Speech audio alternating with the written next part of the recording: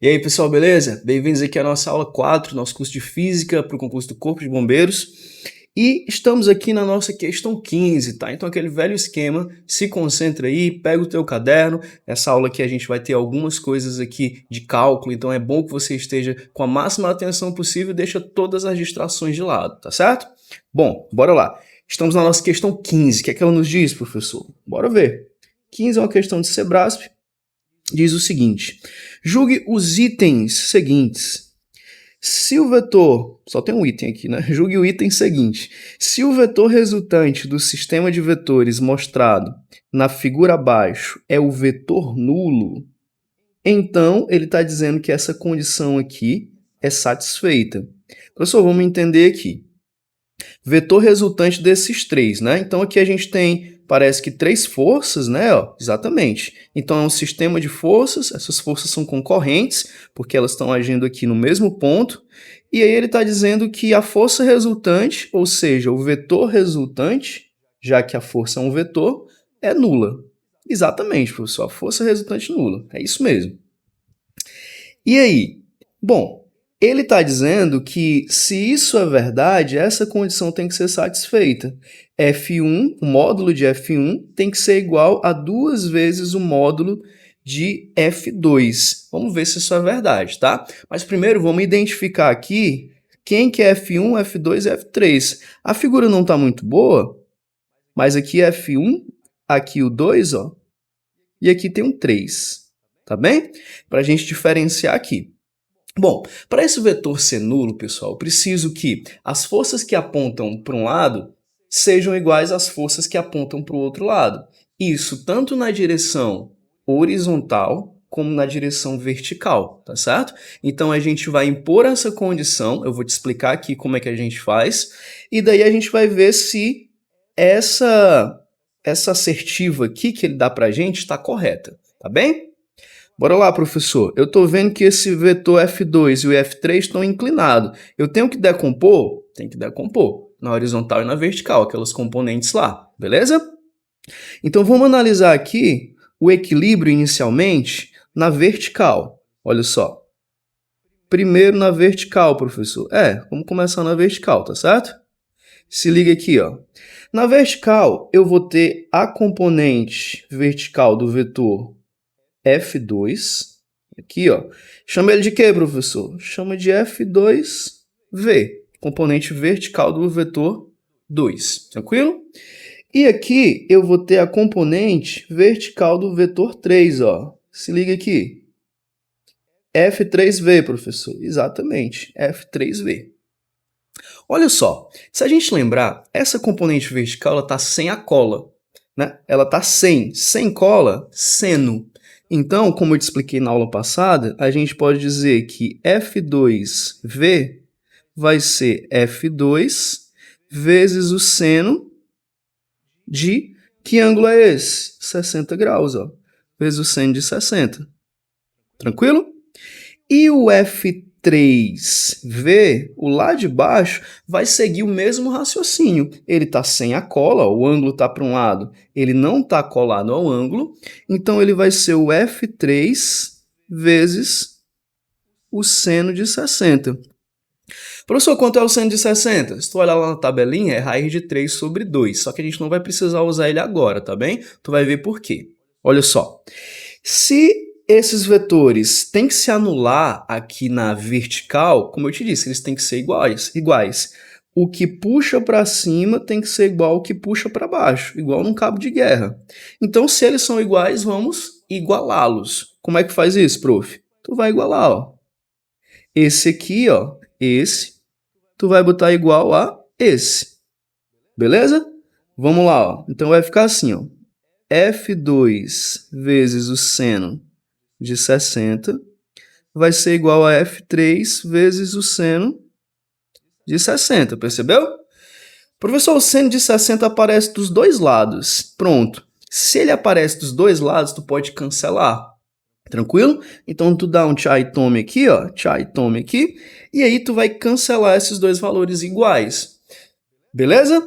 Se eu cancelo esses dois, porque são iguais, professor? Porque são iguais, Quem que vai sobrar aqui? Vai sobrar F2, olha só, F2 igual a quem, prof? Igual a F3, que tá aqui, ó. Então, a primeira condição que eu tenho é que F2 é igual a F3. Isso vai ser importante para a gente, tá bem? Guarda ela bem aí assim, professor. Vou guardar essa expressão que a gente vai, obviamente, usar, né? Essa expressão veio do equilíbrio na vertical. Agora vamos ver o equilíbrio na horizontal, mesmo esquema. Forças que apontam para um lado têm que ser igual às forças que apontam para o outro, ok? E a gente já chegou à conclusão, olha só, de que esse F3 aqui, ó, ele é igual ao F2 lá de cima. Então, a partir de agora, não vamos mais usar o F3, não. Vamos diminuir essas variáveis, né? Vamos usar só o F2 aqui no lugar do F3, né? Beleza? Vamos ver isso, então. Professor, agora eu quero componente aqui na horizontal. Como é que a gente faz? Bom, vamos fazer aqui, ó. Deixa eu mudar de cor aqui. Eu vou ter na horizontal, componente desse F2 na horizontal. Tá aqui, ó. Tô desenhando aqui, ó. Cheguei aqui. F2 na horizontal, F2H. Professor, mas tem o de baixo também, que está inclinado, que é o F3, que a gente combinou de chamar ele de F2, por causa da condição que a gente achou. Como é a componente dele na horizontal? Também vai ser, ó, vou mudar de cor aqui, vou botar um outro verde para diferenciar. Vai ser, ó, um F2 também. Tranquilo, ó, tá aqui, ó. F2 na direção horizontal também. Se ligou? Tem os dois vetores apontando para um lado. Olha só que interessante. Eu tenho que ter, né, para haver a condição de equilíbrio, a soma desses dois vetores igual a esse vetor que está para o outro lado. Porque, como eu te disse, o que puxa para um lado tem que ser igual ao que puxa para o outro. Tranquilo? Então, como é que a gente vai fazer, professor? Simples, ó. Componente horizontal está colado aqui no ângulo, ó. Olha só, colado aqui no ângulo. Se está colado no ângulo as duas componentes, eu uso seno ou cosseno? Cosseno. Então, eu vou ter que essa componente aqui, ó, horizontal, vamos lá, ó, aqui na horizontal, vou mudar a caneta aqui. Horizontal, professor, agora. Pronto, ó. Essa componente horizontal, a gente vai ter o seguinte, F2H vai ser igual a F2 vezes o cosseno de 60, que é o ângulo aí é 60, professor, exatamente. E aí, vamos ver agora a condição de equilíbrio. A condição de equilíbrio é que a soma desse mais esse seja igual a esse aqui, beleza? Então, eu tenho o seguinte, ó. Olha só. F2H, que é o de cima, mais F2H, que é o de baixo, isso aqui tem que ser igual ao que está puxando para o outro lado. Quem é, professor? É o F1, tranquilo? Acontece que F2H mais F2H, ó, F2H mais F2H dá duas vezes o F2H. É que nem você pegar uma caneta mais uma caneta, duas canetas. Então, só porque é letra, você não vai ter um raciocínio diferente. Então, F2H mais F2H dá duas vezes o F2H. Isso aqui tem que ser igual ao nosso F1. Professor, mas daqui de cima, a gente não viu que o F2H é F2 vezes o cosseno? Exatamente. Então, a gente pode escrever, olha só, que duas vezes, no lugar do F2H, professor, você vai botar agora esse aqui, ó. Duas vezes F2 vezes o cosseno de 60 tem que ser igual a F1. Quanto é o cosseno de 60, hein? 1 sobre 2. Então, duas vezes F2 que multiplica 1 sobre 2, isso aqui vai ser igual a F1. Veja só, como aparece esse 2 aqui em cima e esse 2 aqui embaixo, eu vou poder cancelar. Porque é a mesma coisa que ficar assim, ó. 2F2 dividido para 2, cancela. Fica só o F2 aqui, tranquilo? Então, eu vou poder dar um chai tome aqui, pessoal. Chai tome, cancelei esses dois. Quem foi que sobrou? Ora, sobrou só F2, que vezes 1 vai dar o próprio F2, vou botar aqui, ó, igual a F1 igual a F1, beleza? Essa daqui é a outra condição de equilíbrio. Tu percebe que aqui na questão, ele diz que F1, ele bota o módulo, né? Aqui eu estou considerando o módulo também, só não fiz escrever as barrinhas, tem que ser igual a 2 vezes F2. Tá errado, ó, porque a gente chegou à conclusão de que F1 tem que ser igual a F2 e vice-versa, não 2 vezes, né? Então essa alternativa aqui, essa assertiva, na verdade, errada nessa questão. Professor, essa aí deu mais trabalho, né? Essa aqui dá um trabalhozinho. Mas como eu disse, a gente vai subindo a escadinha aqui. Se você tiver ficado com alguma dúvida, é só você me mandar que eu explico de novo, passo outros exemplos aqui para que você consiga entender totalmente, tá bem? Show, professor. Vou revisar isso aqui, professor, vou assistir de novo para ver se eu vou entendendo. É assim mesmo, você tem que ir refazer, você mesmo tentar fazer, e aí se você enganchar em alguma coisa, você vai lá no vídeo, volta o vídeo e vê o que é que você está esquecendo, até que você consiga fazer ela completamente. Tranquilo? Beleza, professor. Então vamos lá continuar. O que é que a gente vai falar agora? A gente vai falar sobre 2 assuntos importantes aqui dentro de vetores e de força, que é torque e binário. Bom, o que é o torque? Gente, o torque é uma grandeza física vetorial que vai ali medir a eficiência que uma força pode produzir um giro. Por exemplo, eu vou escrever isso já, tá? Por exemplo, aqui eu tenho uma chave inglesa, olha só. Tem uma chave inglesa e nessa chave inglesa vai ser aplicada uma força do lado de cá. Está sendo mostrado aí. Então, assim, essa força ela vai produzir um giro. Então, ela vai ter um torque que vai produzir um giro, tá bem?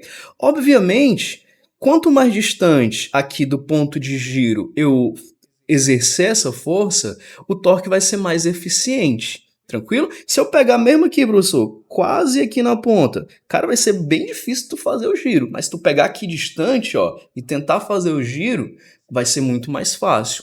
Então se liga, vamos colocar aqui, ó. O que é o torque, professor? É uma grandeza, olha só, grandeza vetorial, é uma grandeza vetorial que mede a eficiência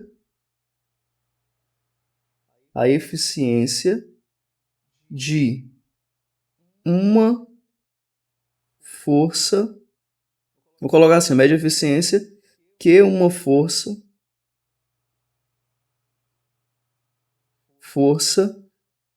produz giro. Um giro, beleza? Por exemplo, a maçaneta da porta, ela é colocada lá na ponta, porque ali a eficiência daquela força produzir o giro de abrir a porta é maior. Se eu te colocasse ela ali quase ali na dobradiça, né, eu teria que colocar mais força, não faria sentido para efetuar aquele giro.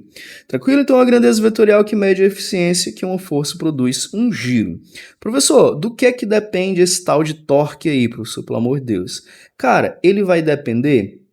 Olha só, eu vou usar a letra T para ele, tá bem? Ó, desse jeito. Ele vai depender da força, obviamente, e do braço de alavanca, que é uma distância. Força e braço de alavanca. Como é que vai ser? Vai ser assim, ó. Torque vai ser igual a força. Olha só. Força. Deixa eu mudar a caneta aqui, pelo amor de Deus.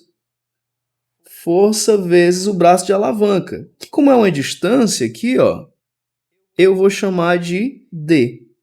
Olha só o que é o braço de alavanca mesmo, hein? É a distância entre o ponto de aplicação da força e o ponto de giro. Então aqui, ó, o braço de alavanca vai ser a distância entre esse ponto aqui de aplicação da força e o ponto de giro aqui, que é onde está a porquinha que vai girar. Tranquilo?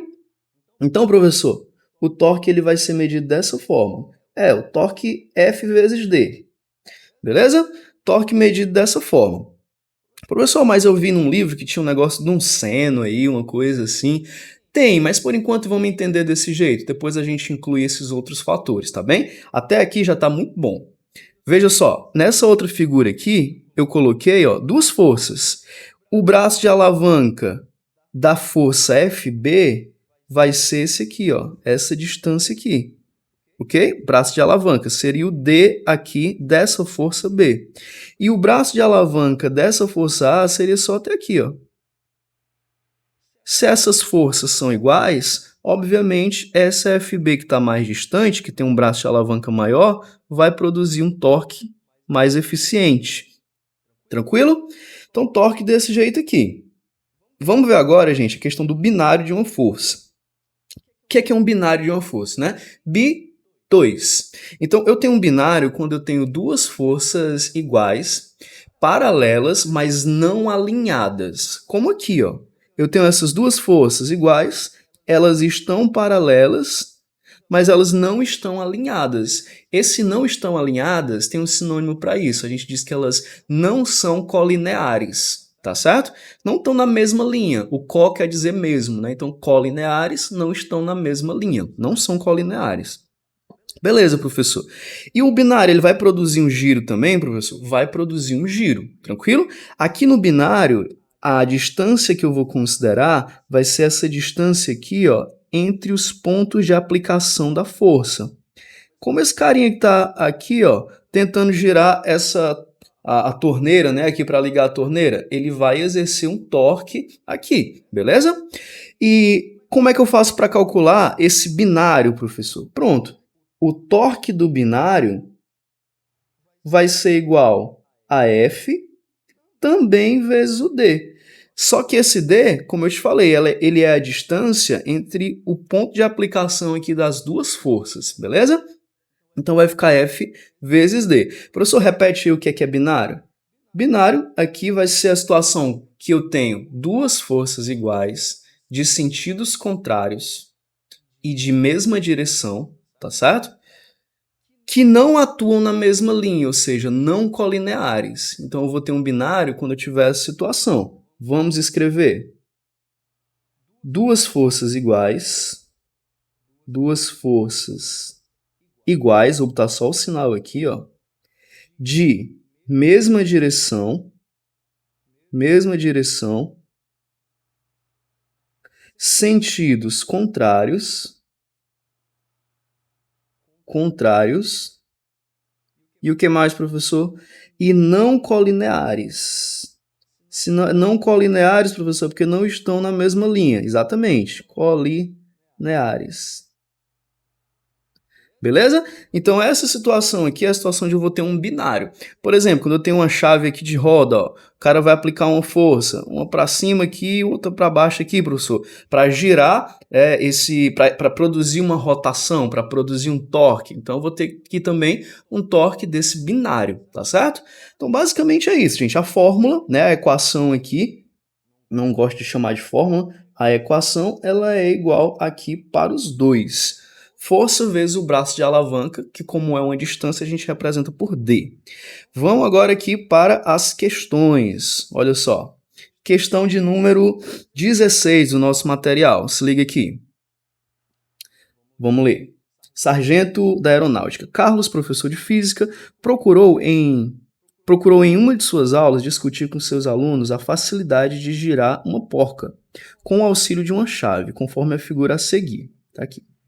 Explicou então aos alunos que, para que as forças F1 e F2 de intensidades distintas possibilitem à porca a mesma facilidade de girar em torno do seu eixo, o valor da intensidade de F2 deverá ser... Então assim, gente, ó, se ele quer a mesma facilidade para girar em torno do seu eixo, ele quer o mesmo quê? Quem é que mede a eficiência de giro? O torque. Ele quer o mesmo torque dessas duas forças. Tá aqui as forças, ó. Se liga aqui. Tá aqui a força F1, tá aqui a força F2. O braço de alavanca da força F2, professor, tá aqui, ó. Certo? O braço de alavanca da força F1, não se confunda. É essa distância aqui, ó, que a gente não tem ainda. A gente tem essa outra. Professor, se ele quer o mesmo torque, eu vou igualar. Exatamente, ó. Se é o mesmo, eu vou igualar. Torque da força 1 tem que ser igual a quem, prof? Ao torque da força 2. Tranquilo? Quem é o torque da força 1, professor? Lá pela fórmula. É a força 1 vezes a distância 1, que é o braço de alavanca, ok? Já já a gente bota os valores. Quem é o torque da força 2? Mesma coisa, só que para a força 2, ó. F2 vezes D2. Tranquilo? Vamos agora substituir os valores. Esse 30 centímetros que aparece aqui é o braço de alavanca da força 2, ou seja, é a distância de aplicação aqui da força 2 até o ponto de giro, 30 centímetros. Então, vou botar aqui no lugar desse D2 aqui, tá certo? 30. E o braço de alavanca da força 1, vê se tu consegue entender, ó, é só essa parte aqui, ó. Só essa parte aqui, ó, como eu te mostrei naquela hora. Ou seja, vai ser o 30 menos o 10. 30 menos 10 vai sobrar 20, professor. Exatamente, 20 centímetros para cá. Esse vai ser o braço de alavanca. Então, eu vou botar aqui, ó, 20. Tranquilo? Então, eu vou ter F1 vezes 20 igual a F2 vezes 30. Beleza. Como é que eu vou fazer aqui agora, professor? Bom, aqui agora, deixa eu voltar aqui. Eu vou cancelar esses zeros, tá certo? Eu posso fazer isso, tá bem? Então, aqui vai ficar assim, ó. F1 vezes 2 é 2F1. F2 vezes 3, 3F2. Só mudou a ordem. Foi, só mudei a ordem. E aí, como eu quero F2, eu vou passar esse 3 para cá dividindo, ó. Então, vai ficar assim. F2 vai ser igual a 2F1, que já estava aqui, dividido pelo 3 que acabou de chegar. Ah, professor, então aqui ó, a gente vai ter essa força F2, para que o torque seja o mesmo. Exatamente. E isso está na nossa alternativa C. Olha só, a alternativa C que vai nos dar essa força F2, tranquilo? Igualei os torques, botei as fórmulas aqui, substituí os valores. Certo? Uma questão bem tranquila, refaz ela aí para ver se você consegue fazer sozinho. Uma dúvida, pode mandar para mim. Próxima questão, questão 17.